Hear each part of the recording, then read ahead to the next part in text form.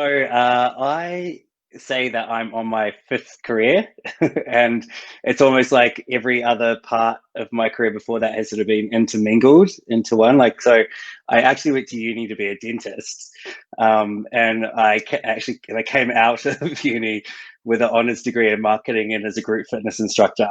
so, so something weird, a little bit skew there.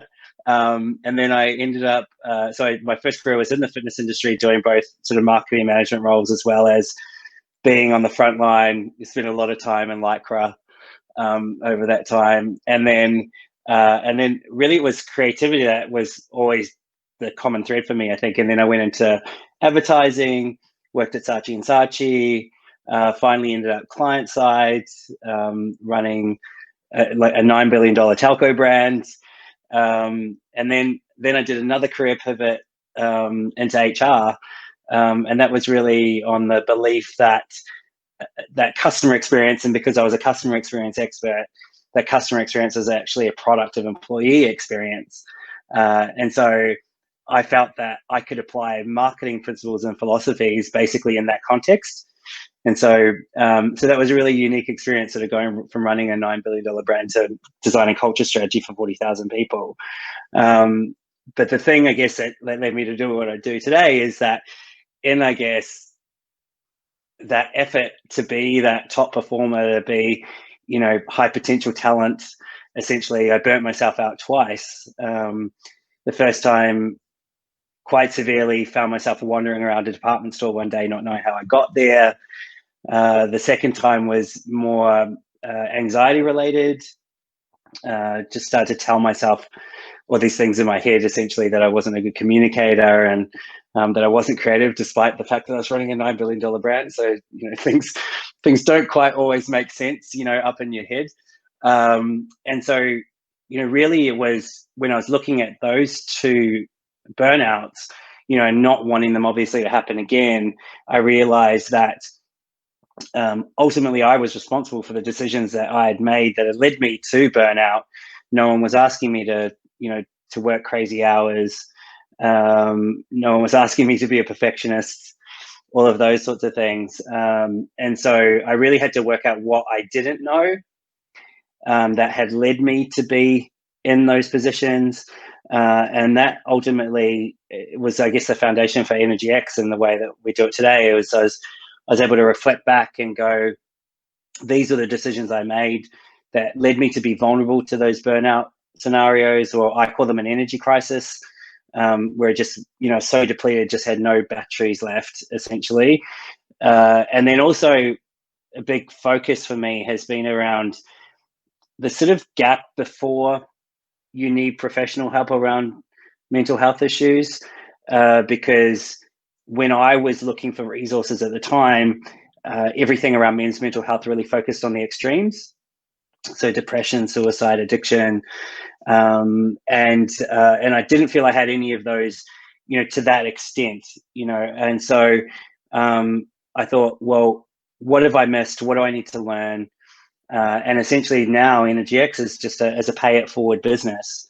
I was lucky enough to have amazing mentors, and like, I'm a big fan of psychotherapy. Had a big help was a massive help for me, especially in dealing with my perfectionism and what was driving that from an unhealthy way. Because perfectionism is definitely an extrinsic thing, motivator versus intrinsic.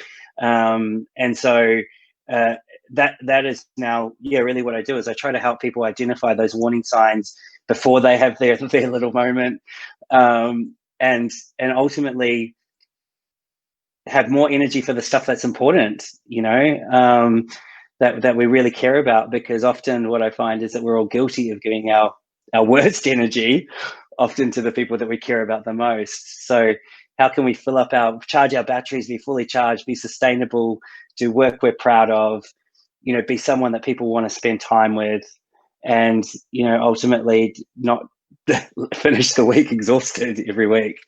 That's the goal, essentially. It's actually coming back to perfectionism, right? So I remember doing a 360 assessment by a company called Human Synergistics, and the perfectionism was a trait that they identified in that. And I remember my boss at the time saying, "Oh, that's not necessarily a bad thing." However, when I really looked at it, what I knew was that what was driving that was really unhealthy, because nothing was ever good enough. And essentially what I was always, the way this turned up to, or was viewed by my colleagues, was that I was always about me, like I was always seeking recognition, essentially.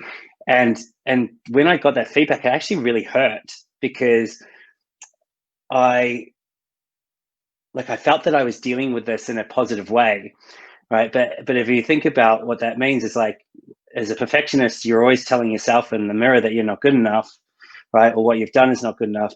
And as a leader, you're making other people feel that they're not good enough, that they never meet the standard.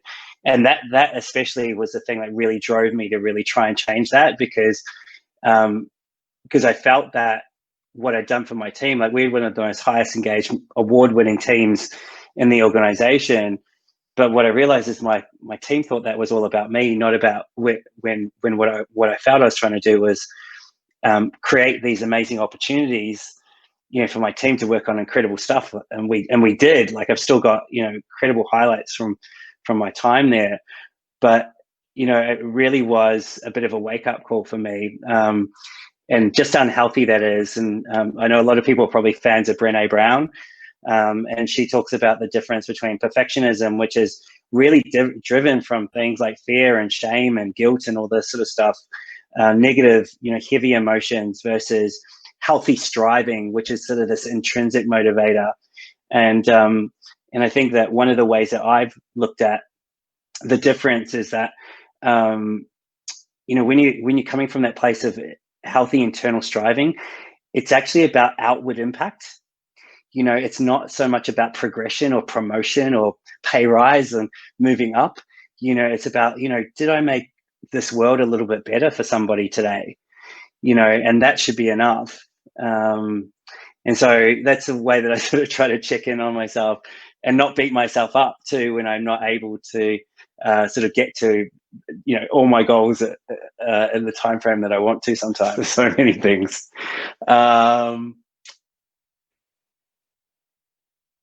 Look, I think if I was to look back at the start of my career, I think that one of the things, I think it's really just about believing in myself, right? So I spend a lot of time talking to people about how they might be their own cheerleader versus their own critic, and we're so good at being our own critic, right? Beating ourselves up, telling ourselves, having these conversations with us that we would never have with anyone else. And I think if I had known earlier on, how to manage my inner critic, and it's something that we've never really been taught. I feel like, that might have meant that some of those darker places I went to were perhaps not so severe or didn't hang around for as long. In saying that, I'm still grateful for those things as well, because I know that they actually have become ways that I'm able to better be empathetic and to connect with people now, because I have been there. But I definitely think it's one of those things that we need to learn more about, is if we could be our own cheerleader. And you might have heard people like Carol Dweck, who's like the researcher that came up with growth mindset, and things like that, which just allow us to see ourselves in the world in a different way, and therefore not be a victim to our circumstances. Really take ownership of that. So I think that is definitely something that I think, is something that I wish I'd had maybe a little bit earlier,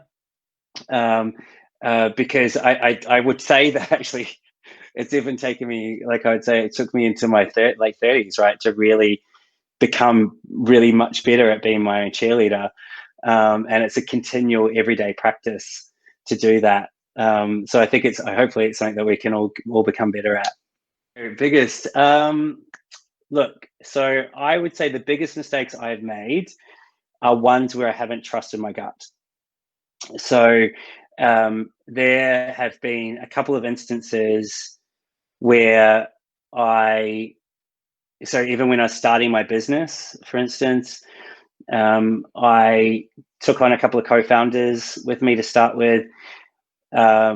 they were a husband and wife team. I really wanted to work with the husband, and that's why I sort of turned off my intuition around working with the wife, and that went a bit feral, and I ended up in legal stuff, and I ended up having panic attacks, thinking I was going to lose everything that I worked towards, And I think when I look back, I saw those signs. Like, I didn't connect with that person. I just and this is one of my. It's funny, like it's one of my blind spots in a way. Is that coming back to positive psychology, when there's a tool that I use, and one of my top strength on the tool is hope and optimism, right? And so I tend to see the world through this sort of rose-colored glasses all the time, and I always see the best in people, and I really sometimes just turn away from anything that feels uncomfortable and negative. And so and now I know that I really need to surround myself with people that have strengths in those blind spots, so that when I am making a decision that is going to be, quite significant or has an element of risk to it, that I'm actually covering that off, or confirming at least what my gut is feeling, but because I do feel that, it's one of those things where, what was someone saying to me? It's like, it's like your heart feels, your gut knows, and then your brain tries to figure out how they know those two things, right? And so it's just sort of letting that come to the surface, and checking in with myself more often. But that was definitely a big wake up call, and it actually forced me as well to practice empathy. Actually, like, sounds really weird, but I had to practice empathy to these people that were trying to hurt me, because I knew it actually wasn't about me. Like, I go, I'm not a bad person, so it's not about me. There's something else going on with them, and the only way that I could get through that was actually to practice empathy for them and to forgive them, at the end of the day. And so, and obviously it's taught me a lesson from that. So I trust my gut a lot more. I think one of the lessons I learned from that too is that often you don't need to necessarily have someone that sees the world, completely the way that you do. You do need to have a group of people that support you, in that vision. And so a big part of the way that I've approached things now is I surround myself with people that help me execute. I don't need someone standing right beside me in order to actually see or fulfill the world that I want to create. So that has been a big sort of learning and confirmation for me in that process too. Oh. So I think I'll look at this in two ways. So one has actually been reimagining or redefining what success is for me in the first place, right? So often, you think about, like, when I first started out, for instance, I thought, I designed these grand plans, about culture change and all these sort of things, like this big vision, but no one wanted to buy that, right? Because it was too big. And I'd get people. I remember having this conversation with a prospect that was actually a big wellness brand, a supplement brand, and I'm like, they're going to get what I do. They're going to love it, and they did. They loved it. They loved everything. And then they said, actually, yeah, we love everything you do, but we just want an hour masterclass, right? And I was like, what the hell have I done wrong? Like, I felt like I was doing everything right there, but then the value that they saw was just one masterclass, and what I've had to readjust for myself is that success is really just about getting started, with people. Like, you've got to meet people where they're at and take them on that journey. And I think that's something that I think people relate to with me, is that I try to just meet them where they're at, teach them the skill that they need right then and there. And it doesn't have to feel overwhelming, I guess, in the way in which we do that. Then when you do get to I think where people are, seem to be really resonating with what I'm doing at the moment, is one of the benefits of COVID, believe it or not, was that I got a couple of months where no one wanted to do anything. And so I got a chance to really look at my data, and I've worked with about 8,000 people, and I looked at all of that and I said, well, what does high performance look like, in this world that we're transitioning to? Who are the people that are going, what skills do we need to excel at change? Because we know that's the only constant we're going to have. And so that led me to develop a couple of benchmarks around high performance and high potential talent. So one around capacity. So I feel like the people that have the capacity to excel at change, right? That's where it's going to start, because if you're depleted in any way, your ability to navigate change is impaired. And then secondly, that capacity really powers other types of intelligence. And that's what we need to ask ourselves. What types of intelligence do we need to excel at change? And that's not just technical skills, but it's really emotional intelligence, obviously, is one that people talk about a lot. It's creative intelligence, like being able to spot opportunities and you create new sources of value. It's things like design. Like there's a real things like influence and leadership, like all of these things are so important, right? They're different types of intelligence, but because they're very human types of intelligence, they're not the stuff that robots are going to replace. They're also really impacted when our capacity is diminished, both in terms of our ability to learn those types of intelligence, but then execute them on well, which is why you see a lot of smart people do really dumb things, right? When we're depleted.